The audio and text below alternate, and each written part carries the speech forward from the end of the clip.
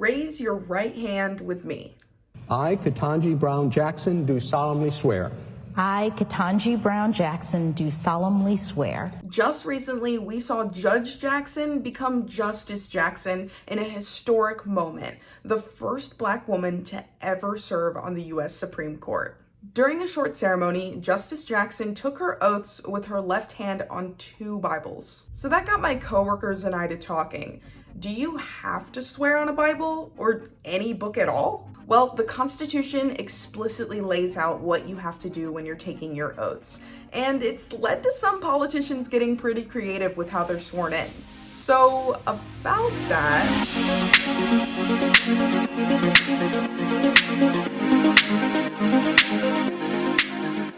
Hey, it's Katie, and welcome to another episode of So About That, where we take questions and find those answers. So back to Justice Jackson. She chose not 1, but 2 Bibles. Her husband Patrick held both their personal family Bible and the Harlan Bible. It's a King James Bible that was donated to the Supreme Court by Justice John Marshall Harlan.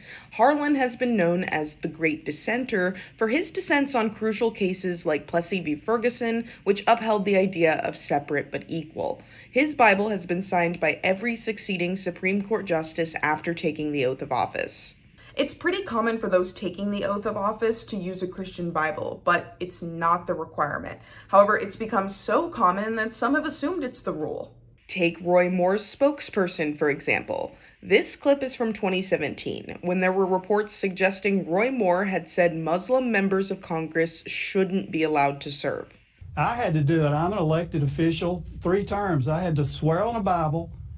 You have to swear on a Bible to be an elected official in the United States of America. He alleges that a Muslim cannot do that ethically, swearing on the Bible. You don't actually have to swear on a Christian Bible. You can swear on anything, really. I don't know if you knew that. You can swear on a Jewish Bible. Oh, no, I swore on the Bible. I've done it 3 times. I'm sure you have. I'm sure you've picked a Bible, but the law is not that you have to swear on a Christian Bible. That is not the law. You don't know that?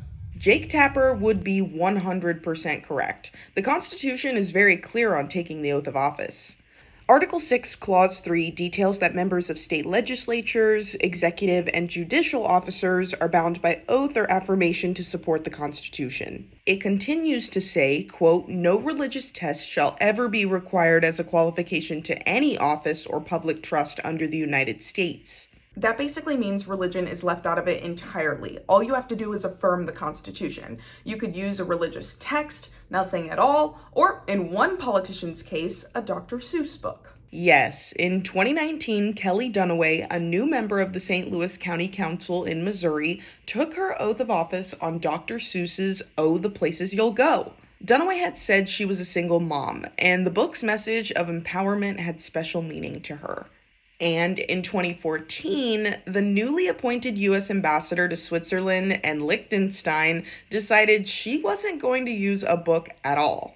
During Susie Levine's swearing-in ceremony with, at the time, Vice President Joe Biden, she used her Kindle Touch e-reader, which was open to display the 19th Amendment. She has a background in technology and said she wanted to use a copy from the 21st century to reflect that passion for technology and hope for the future. Other notable swearing-in ceremonies include an Athens Clarke County commissioner using the autobiography of Malcolm X, and even back in 1825 when John Quincy Adams used a book of law that included a copy of the Constitution. But in the past, there has been backlash on those who have chosen to use religious texts that aren't Christian. In 2007, Keith Ellison was the first Muslim to ever be elected to serve in Congress.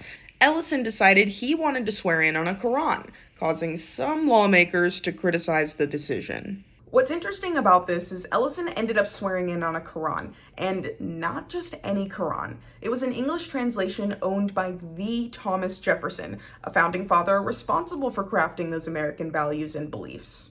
And Ellison was well within his rights to do so. So whether it's a Christian Bible, a Dr. Seuss book, an iPad, or nothing at all, it really doesn't matter. You could even swear in on this video as it plays right now, as long as you're affirming your loyalty to the Constitution. Do you have any questions about the Tampa Bay area, or maybe just why things are the way they are? Well, I want to hear from you, so send over those questions. You can email me at mjones@10tampabay.com, or you can find me on Twitter at KatieJonesTV. Don't forget to like this video, drop a comment below, and hit that subscribe button because we have new episodes dropping every week from this series, our Welcome to Florida series, and Jenna's investigative series, What's Brewin', all here on The Deeper Dive.